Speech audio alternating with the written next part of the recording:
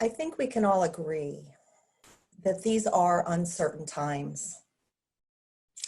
Many of us are hearing conflicting information from people who are supposed to be guiding us, and that can have us feeling very stressed, very anxious, and overwhelmed. Renee Jain, spelled Jain, in her blog Stress Better, says the opposite of anxiety is trust. So when we're feeling anxious, who do we trust? Who do we trust so we can feel comfortable and peaceful within and let go of anxiety? And the only one that you can actually trust is yourself. So how do we connect with ourselves so that we can be the calm when it's all stormy all around us? And so today, I'm hoping to give you, well, I am going to offer them, and I'm hoping they're helpful, 4 tips or techniques, and 2 of them you can do just like that, and 2 take a little bit of prep. And I want to start with a story. And while I'm telling the story, if you don't have a paper and pen or writing utensil handy, I'd like you to go and get that while I'm telling you about our dog, Mondo. Now, Mondo was an adoptee. We got him when he was 2. He was the most gorgeous Doberman you've ever seen. He was black and shiny, 100 pounds of sheer strength. And he was so good looking. He knew he was too, because the way he stood like a king. And when we would go for our walks, people would stop and stare. But they stared not because he was so gorgeous. He was snapping, he was barking, he was drooling. He was acting crazy because he had never been taught that people can take care of him. He thought he had to control the whole world, and his little doggy brain could not handle it. And the vet said, put him down. He's dangerous. And we thought, no, I mean, I love animals. The thought of that was just too much. And so we tried lots of things, and nothing worked. And after he bit me for the 2nd time, we had to go with what the vet had suggested, and it broke our hearts.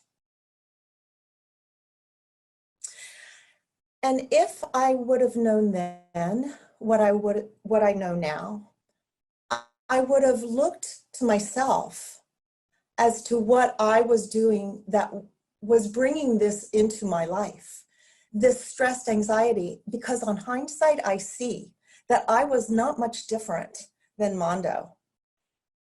I would come home from work and I would snap and bark orders. I was trying to control everything, and it was just too much. My husband took to calling me his witch, and I was far from enchanting. So that's when I really started searching for things and learned to trust what I knew and what I could take care of, and that was me. And so while gaining that trust in ourselves is a long process sometimes, or it's more than just a 15-minute process, I do hope that these tools will help you. So I hope you have your paper handy, because I want to start off by telling you about the power stances.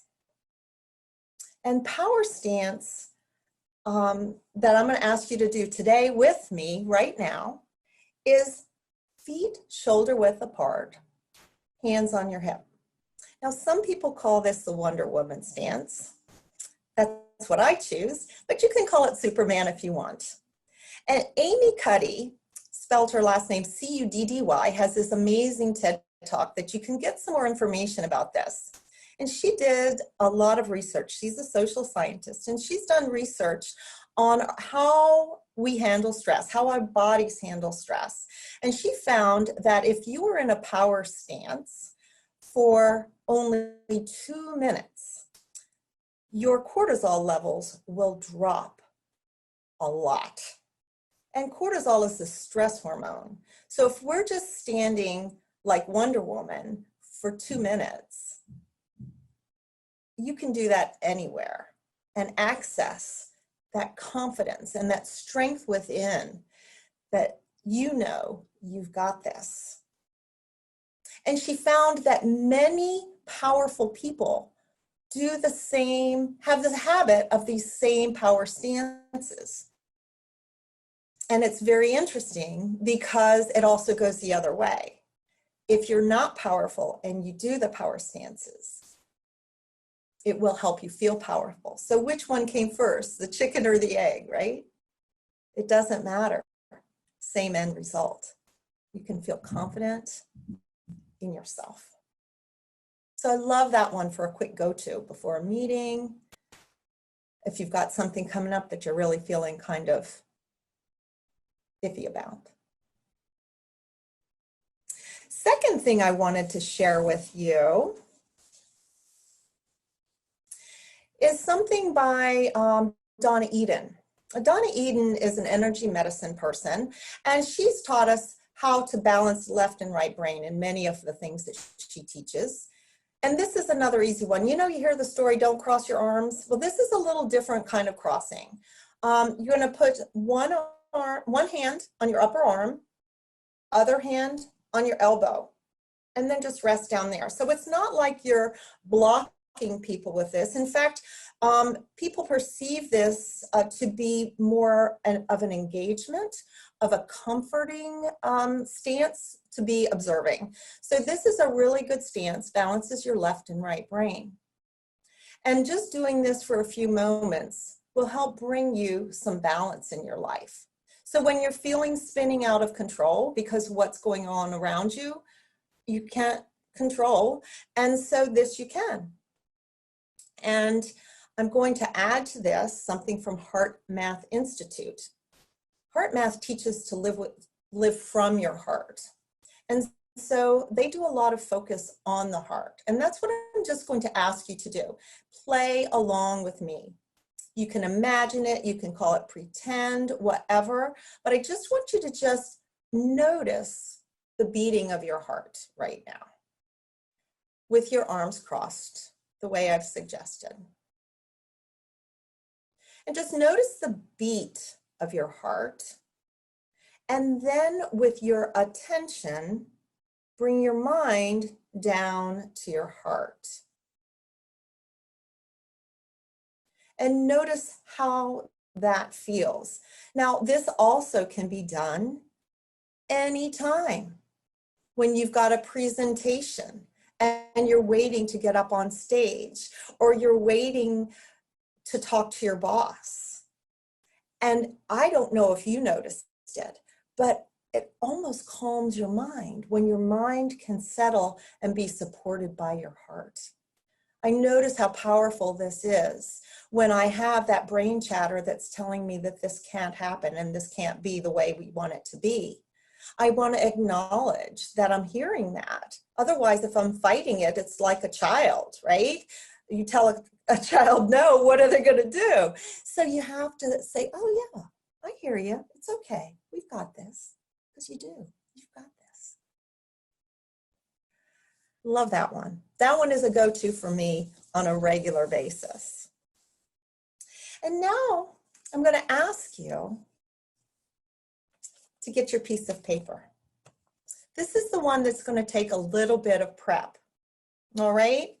So if you have a project coming up or an engagement of some sort, a lot of moving parts, and you're trying to kind of organize it, this is going to help tremendously. So you take your piece of paper and you fold it vertically. And on one side, you're going to write mine. And the other side, you're going to write not mine.